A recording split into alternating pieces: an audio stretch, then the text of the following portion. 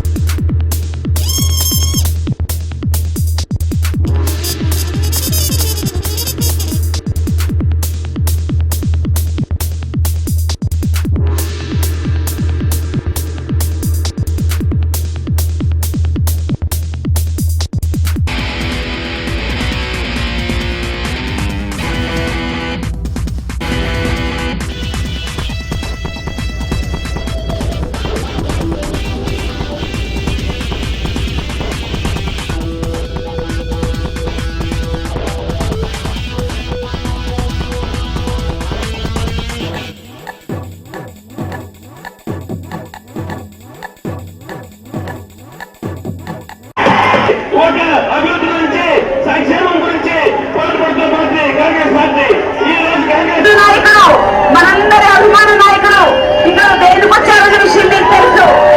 ఎన్నికల ప్రచారంలో పోటీ చేస్తున్న ఢిల్లీ కుమారాన్ని నేను, అదేవిధంగా శ్రీకాకుళం అసెంబ్లీ నియోజకవర్గం నుంచి పోటీ చేస్తున్న చౌదరి సతీష్ గారు, మీరు ఇరువురు అభ్యర్థులను కాంగ్రెస్ పార్టీ రూపైన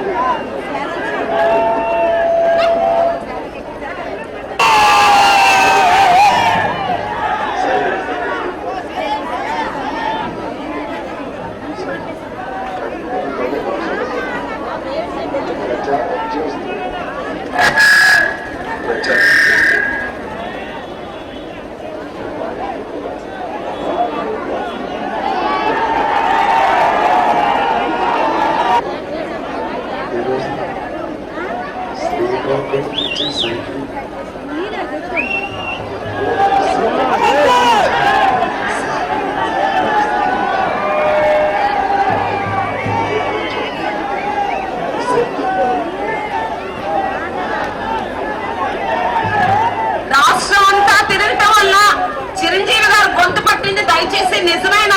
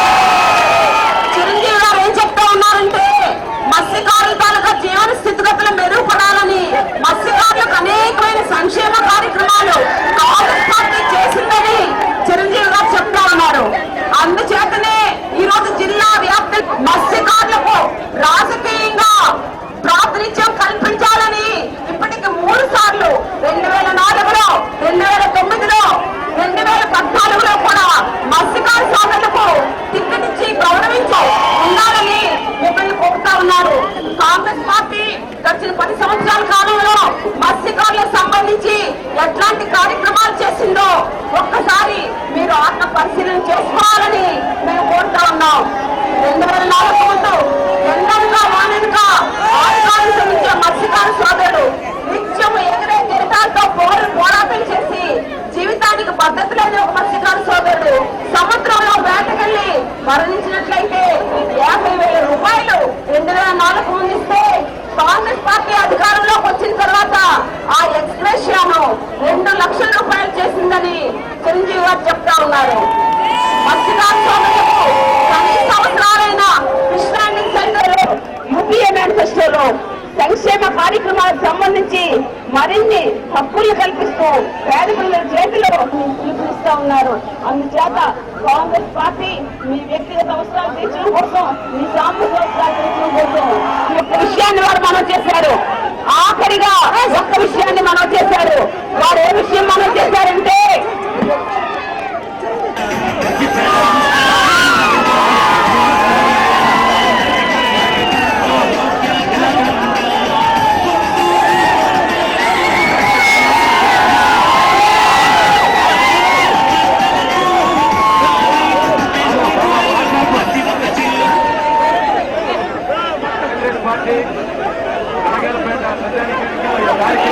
విజయవంతం చేసినందుకు మీ అందరికీ ధన్యవాదాలు తెలుపుకుంటున్నారు. జిల్లా కాంగ్రెస్ పార్టీ జై కాంగ్రెస్.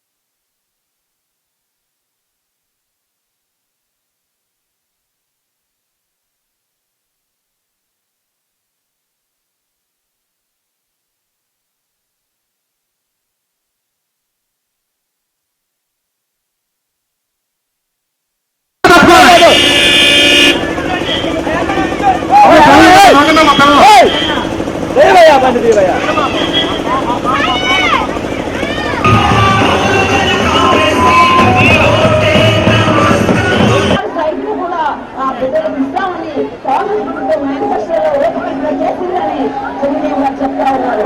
నూతనంగా ఏర్పాటైన ఆంధ్రప్రదేశ్ రాష్ట్రంలో రాజకీయ నాయకులైతే కాంగ్రెస్ పార్టీలో ఉంది, కాంగ్రెస్ పార్టీలో పదవులు పొంది, కాంగ్రెస్ పార్టీలో అధికారం పొంది, కీర్తి ప్రతిష్టలు పొంది రాజకీయం జన్మించిన కాంగ్రెస్ పార్టీకు వెన్నుపోటు పడుతున్న నాయకులకు చరమగీతం పాడండి అని చిరంజీవి గారు మీరు తెలియజేసుకుంటూ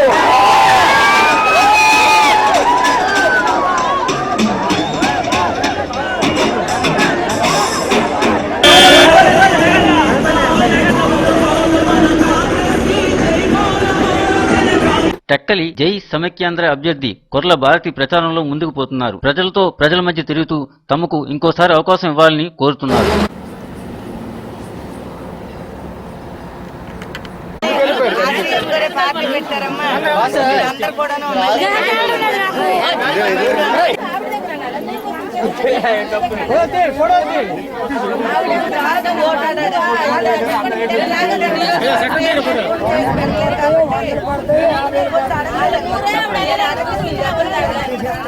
ప్రతి గ్రామానికి బోరు, ప్రతి గ్రామానికి వాటర్ ఏమి లేవని ఇవ్వలేదని లేదనమాట. ఈరోజు మీరు కష్టపడతాను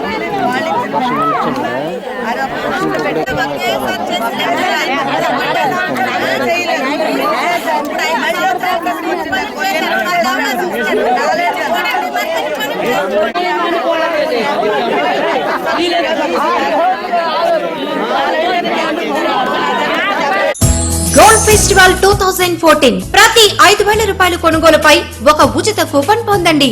లక్కీ డ్రాలో మొదటి బహుమతిగా హుండై ఇయాన్కార్, రెండవ బహుమతిగా హోండా డియో బైక్, మూడవ బహుమతిగా 750 గ్రాముల వెండి గెలుపొందే అద్భుతమైన అవకాశం. Kameshwari gold, Palakonda road, Srikakulam.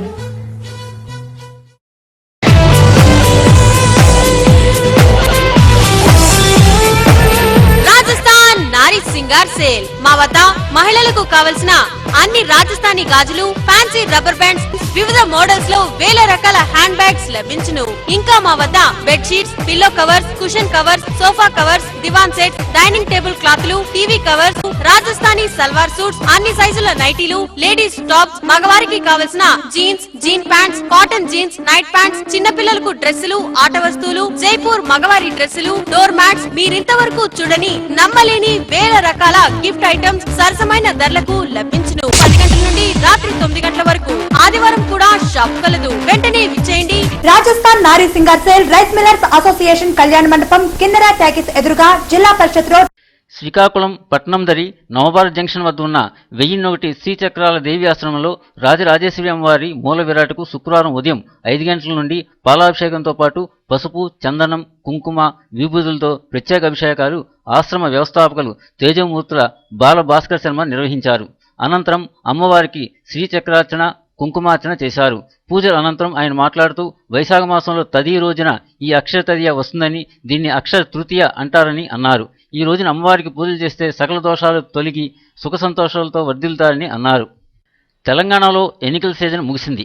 దీంతో కొన్ని పార్టీలు తమ దృష్టిని సీమాంధ్ర ప్రాంతంపై పెట్టాయి. అటువైపు ఎలాగైనా పాగా వేయాలనుకున్న సదరు పార్టీ నేతలు ఇక్కడ డబ్బుని అక్కడికి షిఫ్ట్ చేసే పనిలో పడ్డారు. ఈ వ్యవహారాలపై ముందే కన్నేసి పెట్టిన పోలీసులు తమ నిఘాపై మరింత ఫోకస్ పెట్టారు.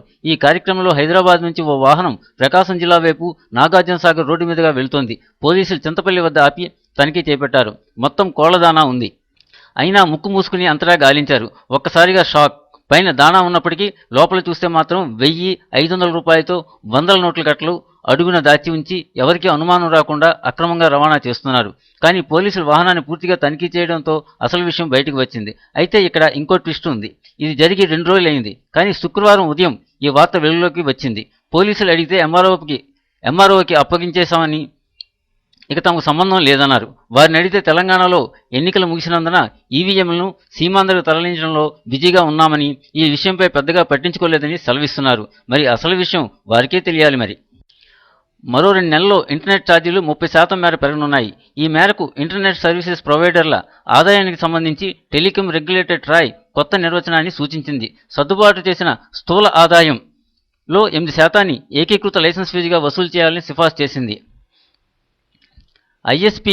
ISP internet telephone category licence fee నిర్ణయించడానికి ఇంటర్నెట్ సేవల నుంచి వచ్చిన అన్ని రకాల ఆదాయాన్ని పరిగణలోకి తీసుకోవాలని పేర్కొంది. ప్రస్తుతం ప్రభుత్వ టెలికాం కంపెనీల ఏజీఆర్పై లైసెన్స్ ఫీజును మాత్రమే వసూలు చేస్తోంది.